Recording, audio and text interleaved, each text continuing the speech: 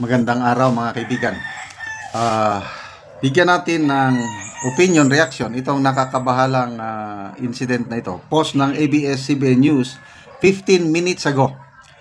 US President Donald Trump claims they have completed a very successful attack on 3 nuclear sites in Iran. Trump adds the United States dropped a full payload of bombs on the nuclear site in Fordo. So ito, isinare ng ABS-CBN ang post ni President Trump sa X. Basahin ko We have completed our very successful attack on 3 nuclear sites in Iran, including Fordo, Natanz, and Isfahan. All planes are now outside of Iran airspace. A full payload of bombs was dropped on the primary site, Fordo. All planes are safely on their way home. Congratulations to our great American warriors. This is not another military in the world that could have done. There is not another military in the world that could have done this. Now is the time for peace. Thank you for your attention to this matter. Grabe.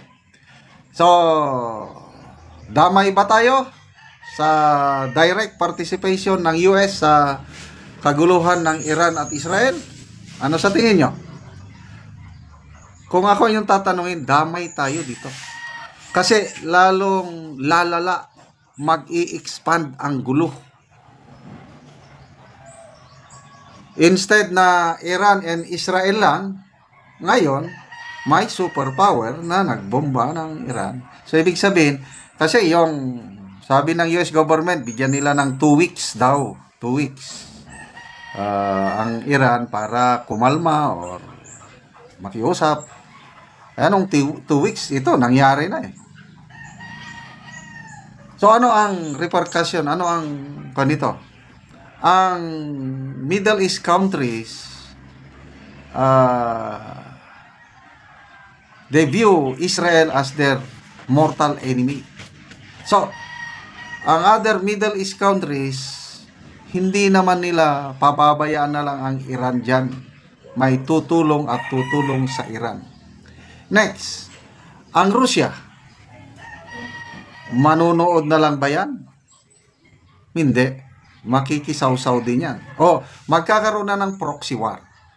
Parang nangyari sa Ukraine, nagkaroon ng proxy war, US and Russia, ang ginamit lang is Ukraine. Dito naman, baka, yan na, magkakaroon ng proxy war, US and Russia, gagamitin lang Israel and So, ano ang epekto sa atin? Nako, damay tayo dito. Bakit? Tataas na naman ang presyo ng fuel. Nag-announce na next week, starting siguro Monday or Tuesday.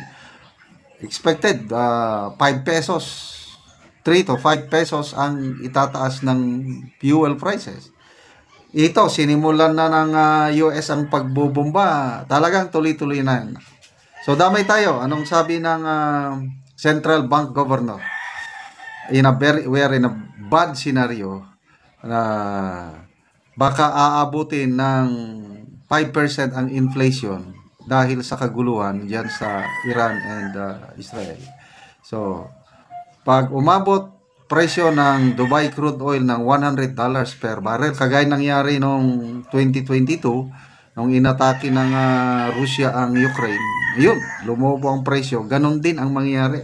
Matandaanan ko, ang presyo ng diesel noon, naabot ng mga halos 60. Ngayon, nakakabili tayo ng 47, 48. Kung magsi-60. So, pag tumaas ang presyo ng fuel, tataas lahat ang presyo ng bilihin. So, inflation. So, ang magiging kawawa, hindi lang, of course, hindi lang tayo. Buong mundo apektado. So, World War III na ba ito? I don't know. But then, take note, punta tayo sa Bible. Ano yung palatandaan ng second coming ng Panginoong Hesus? Ito na.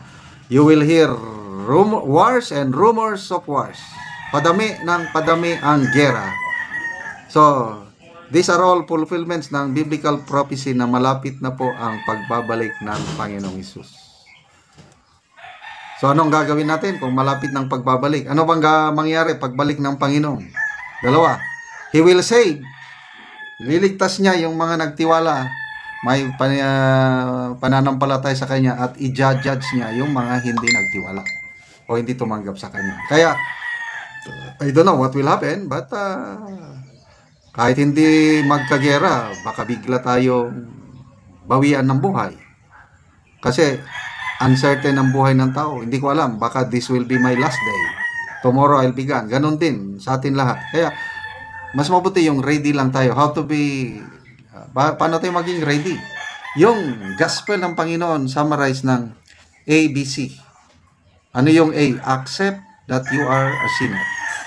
B. Believe. Maniwala na namatay at nabuhay muli ang Panginoon para sa kapatawaran ng aking kasalanan.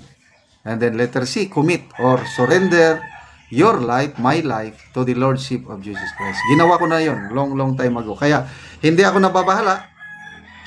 Kung ano mang mangyari yan sa Iran, Israel, US, Russia war, predicted na yun eh. Ang importante, tinanggap ko ng Panginoong Hesus sa buhay ko. Anytime na may mangyaring masama sa akin, I am sure of going back to heaven with God dahil nasa akin ang aking personal Lord and Savior, ang Panginoong Hesus. Okay, salamat mga kaibigan sa inyong pagsubaybay sa ating channel.